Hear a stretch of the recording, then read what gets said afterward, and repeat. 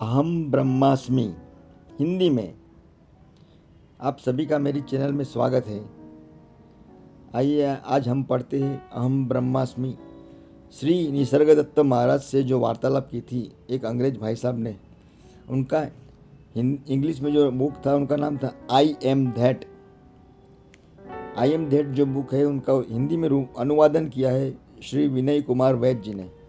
यहाँ पर श्री निसर्गदत्त महाराज बहुत कठिन प्रश्नों के उत्तर देते हुए, आइए सुनते हैं। अध्याय 23। विवेक वैराग्य की ओर अग्रसर करता है। महाराज, इस मूसलधार वर्षा में तुम सब बुरी तरह भीग गए हो। मेरे संसार में मौसम सदा सुहावना ही रहता है। न तो वहाँ दिन है न रात्रि, न गर्मी है न शीत, न चिंताएं पकड़ती है और न पश्चाताप पीछा करता है। मेरा मन विचारों से मुक्त है, क्योंकि वहाँ इच्छाएं नहीं है जिनकी दास्ता करनी पड़ती है। प्रश्नकर्ता, क्या संसार दो है? महाराज, तुम्हारा संसार अनित्य है और परिवर्तित होता रहता है। मेरा संसार परिपूर्ण और विकास रहित है। तुम मुझे अपने संसार के बारे में कुछ भी चाहो बता सकते हो। मैं ध्यानपूर्वक वर्ण रुचि लेते हुए भी सुनूंगा, पर क्षण भर के लिए भी मैं यह न भूलूंगा कि तुम्हारा संसार अस्तित्व रहित है और तुम स्वप्न देख रहे हो। प्रश्नकर्ता, वह कौन सी बात है जो आपके संसार को मेरे संसार से पृथक करती है, अलग करती है? महाराज, मेरे संसार के ऐसे कोई लक्षण विशेष नहीं है जिनसे उसे पहचाना जा सके। तुम इसके बारे में कुछ भी नहीं कह सकते हो। मेरा संसार मैं स्वयं हूँ। यह संपूर्ण और परिपूर्ण है। इसमें अंकित हो रहा प्रत्येक चिन्ह मिटा दिया जाता है और प्रत्येक अनुभव का निरसन कर दिया जाता है। मुझे किसी भी वस्तु की आवश्यकता नहीं है, यहाँ तक कि स्वयं अपने आप की भी नहीं, क्योंकि अपने आप को मैं खो ही नहीं सकता। प्रश्नकर्ता, क्या ईश्वर की भी आवश्यकता नहीं है? महाराज, ये समस्त धारणाएं और भिन्नताएं तुम्हारे संसार में अस्तित्वमान होती है। मेरे संसार में ऐसा कुछ भी नहीं है। मेरा संसार एकमेव और अत्यंत सीधा सरल साधारण है। प्रश्नकर्ता, क्या वहाँ कुछ नहीं होता? महाराज, जो कुछ भी तुम्हारे संसार में होता है उस सब का औचित्य और प्रत्युत्तर वही है। मेरे संसार में कुछ नहीं होता।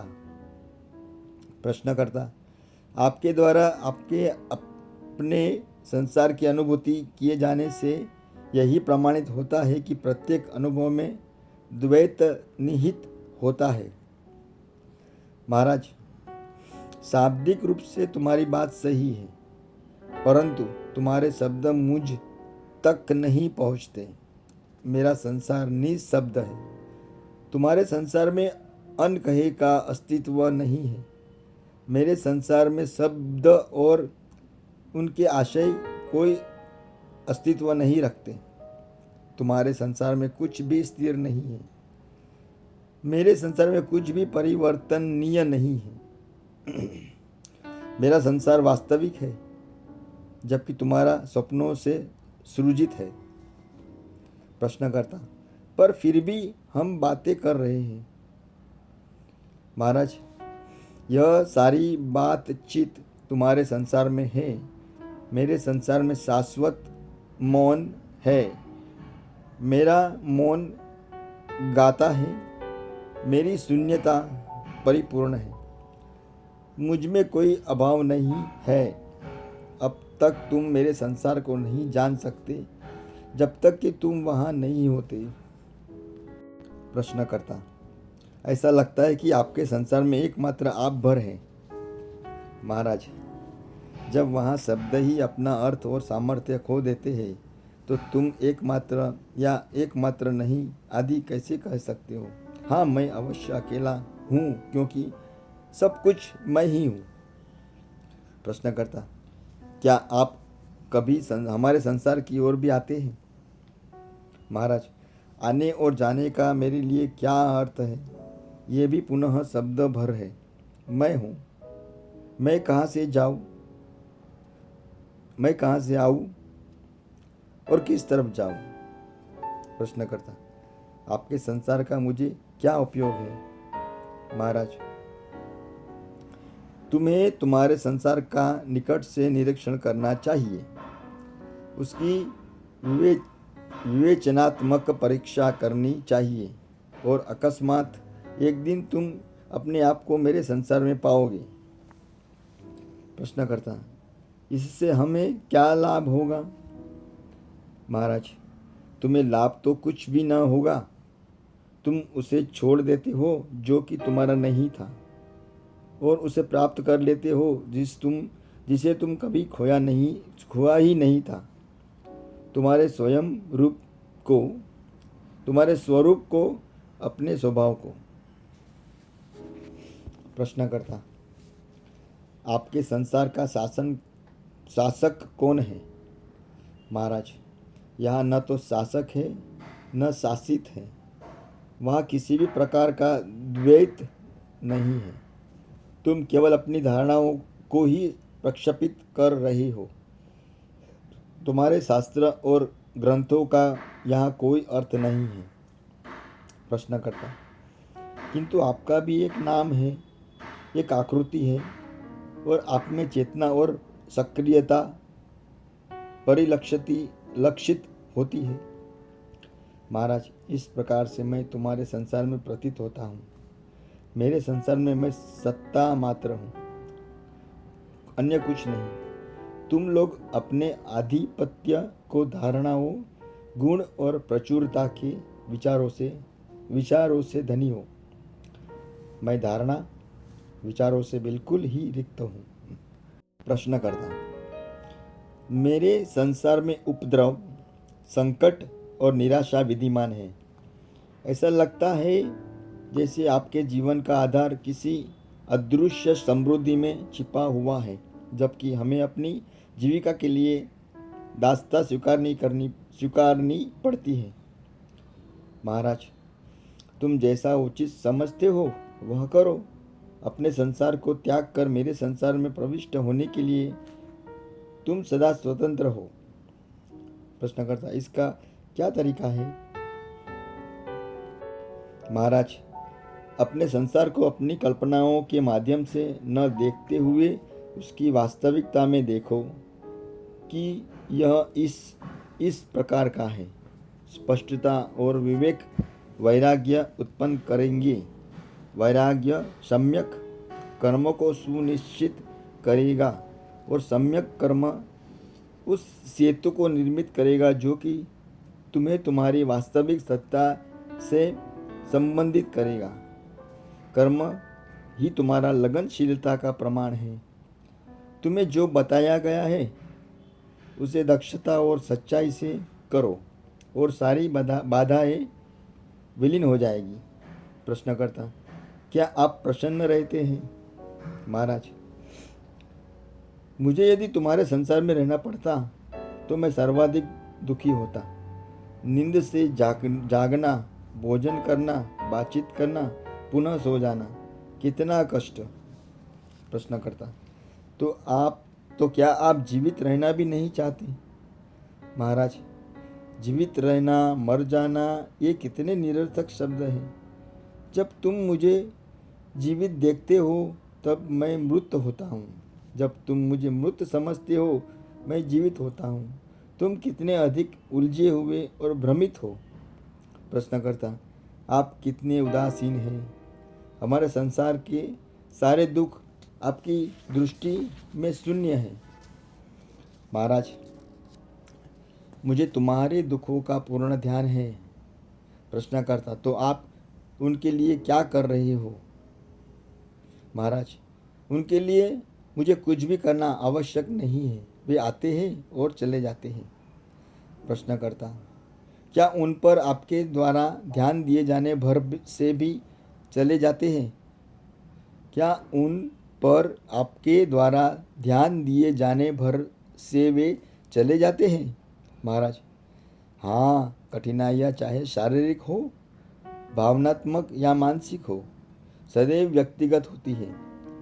बड़े पैमाने पर होने वाली विपत्तियाँ अगणित प्रारब्धों का जोड़ होती है और उनका प्रभाव समाप्त होने में कुछ समय लगता है, परंतु मृत्यु कभी भी अनिष्ट घटना नहीं होती।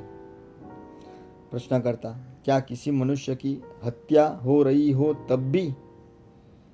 महाराज, तब यह हत्यारे के लिए अनिष्टप्रद होती है।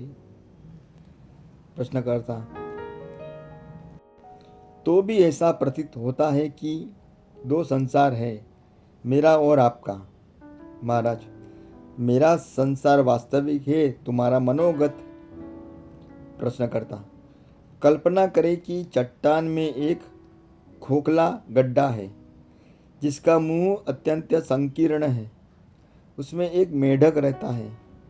मेढक अपना जीवन परिपूर्ण आनंद में बिना किसी के द्वारा बाधित किए, बिना इधर उधर अपने मन को दौड़ाए बिता सकता है। चट्टान के बाहर संसार अपनी गति से चल रहा है।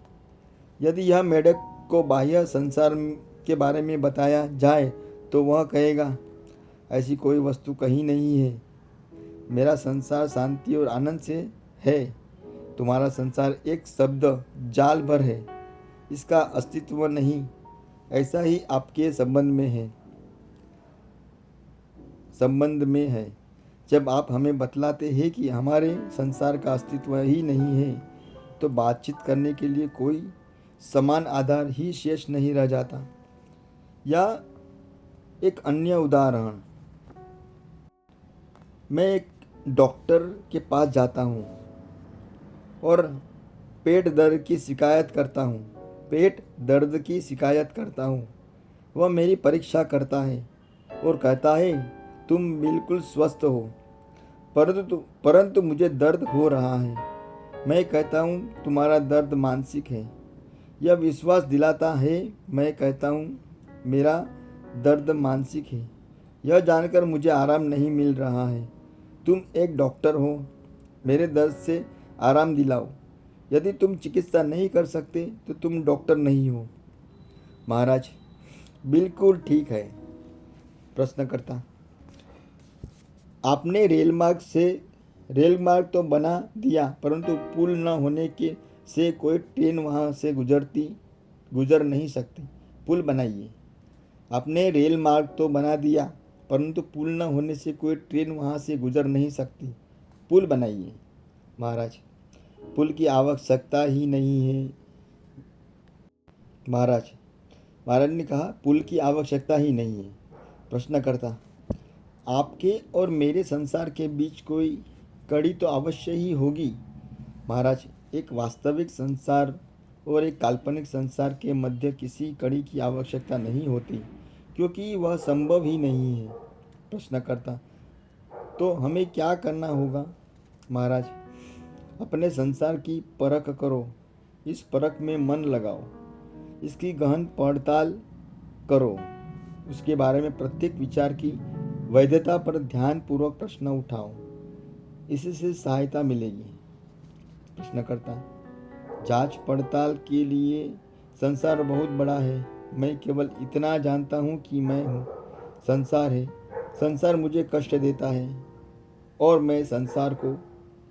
महाराज, मेरा अनुभव यह है कि सब कुछ परम आनंद है, परंतु आनंद की कामना पीड़ा का पूर्ण विश्व कामनाओं के बीच से जन्मा है। सुख की कामना को त्याग दो और तुम यह जान भी न पाओगे कि पीड़ा का क्या वस्तु है। प्रश्नकर्ता, सुख पीड़ा का बीज कैसे है?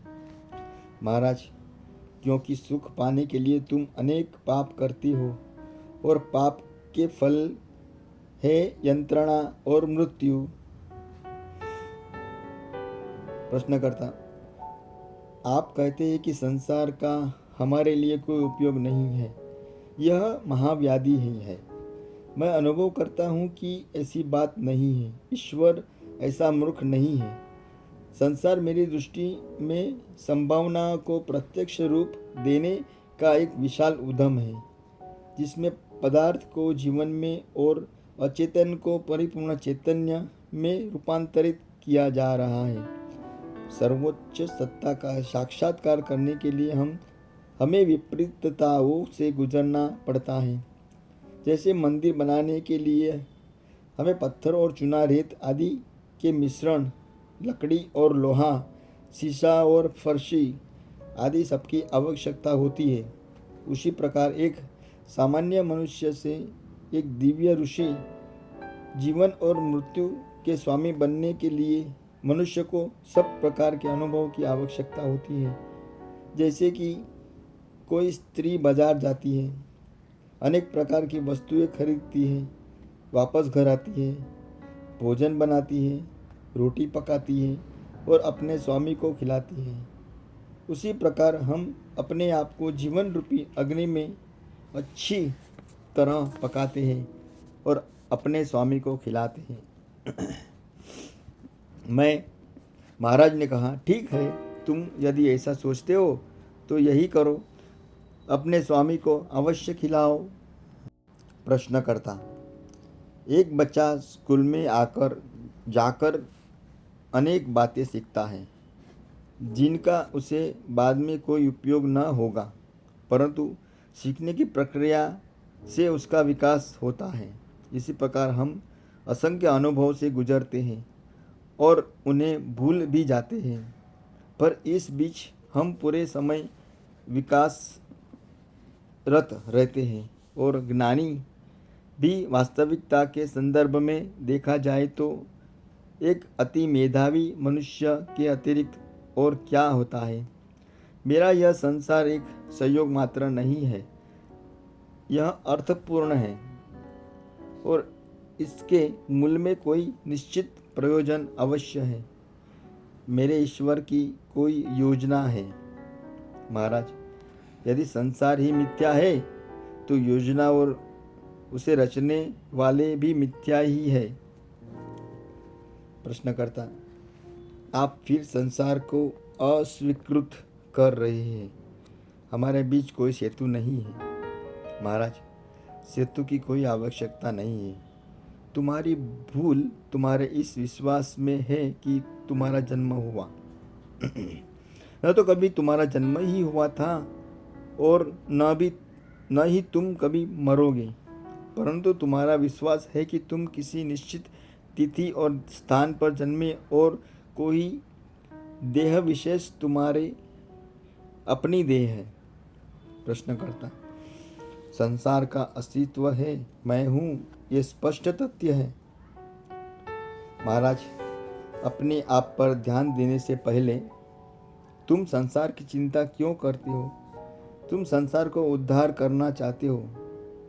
तुम संसार का उद्धार करना चाहते हो, है ना? क्या अपने स्वयं के उद्धार से पूर्व तुम संसार का उद्धार कर सकते हो? उद्धार किससे और उद्धार किए जाने का क्या आशय है? भ्रम से? वस्तुओं को यथार्थता में देखना ही मोक्ष है। मैं सचमुच ही अपने आप को किसी भी वस्तु या व्यक्ति से संबंधित नहीं पाता, यहाँ तक कि किसी तथाकथित अहम को भी नहीं। मैं सदा ही रहता हूँ अपरिभाषित। मैं भीतर हूँ और परे हूँ, कनिष्ठ और पहुँच से बाहर। प्रश्नकर्ता, आप इस तक कैसे आए? महाराज, अपने गुरु में श्रद्धा रखकर। उन्होंने मुझे बताया, एकमात्र तुम ही हो और मैंने उन पर अविश्वास नहीं किया। बस तब तक मैं इस पर चिंतन मनन करता रहा जब तक कि मुझे यह साक्षात प्रकट न हो गया कि गुरु का कथन परम सत्य है। प्रश्नकर्ता, अर्थात पुनरावृत्ति से उत्पन्न निष्ठा? महाराज, नहीं, वरन आत्मबोध से उत्पन्न निष्ठा। मैंने जाना कि मैं परम चेतन और परम सुखी हूँ, और बस भूलवश ही सोचा करता था कि मेरा सत चित्त आनंद होना देह और देहों से परे संसार पर निर्भर वस्तु है। प्रश्नकर्ता, आप शिक्षित नहीं हैं, आपने कुछ विशेष अध्ययन नहीं किया है, और जो कुछ भी आपने पढ़ा या सुना संभवित उसमें किसी प्रकार के कोई अंतर विरोध नहीं थे।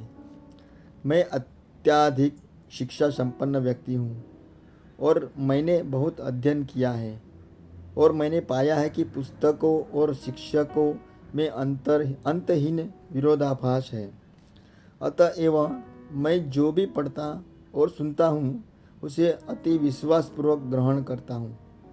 संभवत ऐसा हो, संभवत न हो, यह मेरी प्रथम प्रतिक्रिया हुआ करती है।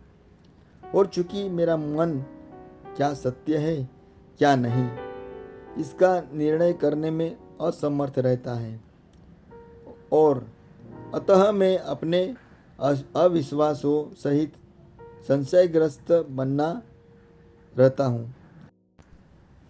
योग की दृष्टि से संशयग्रस्त मन अत्यंत हानि पहुँचाने वाली वस्तु है। महाराज, मैं यह सुनकर प्रसन्न हुआ, परंतु मेरे गुरु ने भी मुझे हर वस्तु पर पूर्ण अविश्वास करना ही सिखलाया। उन्होंने कहा, अपने अतिरिक्त प्रत्येक वस्तु के अस्तित्व को अस्वीकृत करो। अपनी कामना के माध्यम से तुम सुखों और पीड़ाओं से भरा यह संसार बनाया है। प्रश्नकर्ता, क्या यह पीड़ा पूर्ण होना अवश्यम्भावी है? महाराज, और क्या हो सकता है? सुख स्वभाव ही से सीमित और मिट जाने वाला होता है। पीड़ा से इच्छा की उत्पत्ति होती है। पीड़ा में ही यह परितुष्टि खोजती है, और असफलता युक्त पीड़ा में ही इसका अंत हो जाता है। पीड़ा ही समस्त सुख की पृष्ठभूमि है। सुख की समस्त खोज पीड़ा में जन्म लेती है और पीड़ा में समाप्त हो जाती है। प्रश्नकर्ता, आप तो कह रहे हैं, वह मुझे स्पष्टतः समझ में आता है, परंतु जब कोई शारीरिक या मानसिक कठिनाई आ जाती है तब मेरा मन जड़ और विभ्रम युक्त हो जाता है, अथवा राहत पाने के लिए तेजी से छटपटाता है। महाराज, इसका क्या महत्व है? यह मन ही तो है जो जड़ अथवा अशांत होता है, तुम नहीं। देखो, इस कमरे में अनेक प्रकार की बातें घटित हो रही है। जिन कारणों से वे घटित होती है उनमें क्या मेरा हाथ है? वे घटती है। बस ऐसा ही तुम्हारे साथ भी है।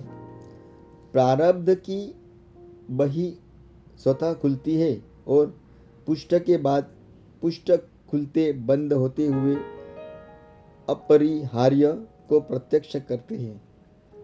तुम घटनाओं के क्रम को परिवर्तित नहीं कर सकते, परंतु अपना दृष्टिकोण अवश्य परिवर्तित कर सकते हो।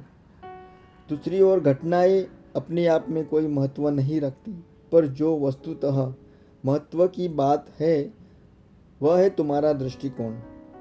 संसार कामना और भयों की आश्रय स्थली है।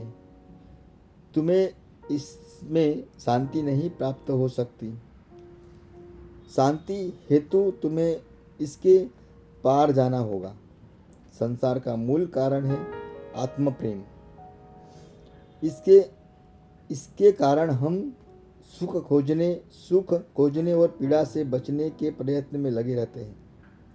यदि आत्म प्रेम का स्थान आत्मा की प्रीति को लेने दो तो परिदृश्य बदल जाता है।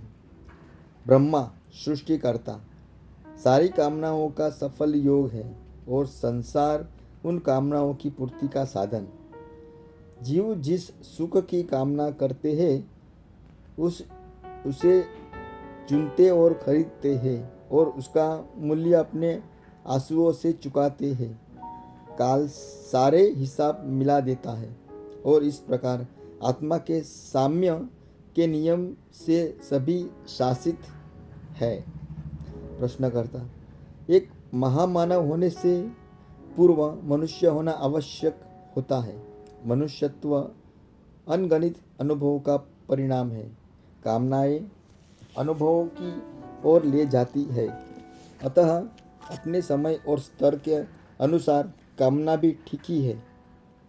महाराज, यह सब एक रूप में सत्य है, पर एक दिन ऐसा भी आता है जब तुम पर्याप्त संग्रह कर चुके होते हो और तुम्हें तब सृजन प्रारंभ कर देना चाहिए।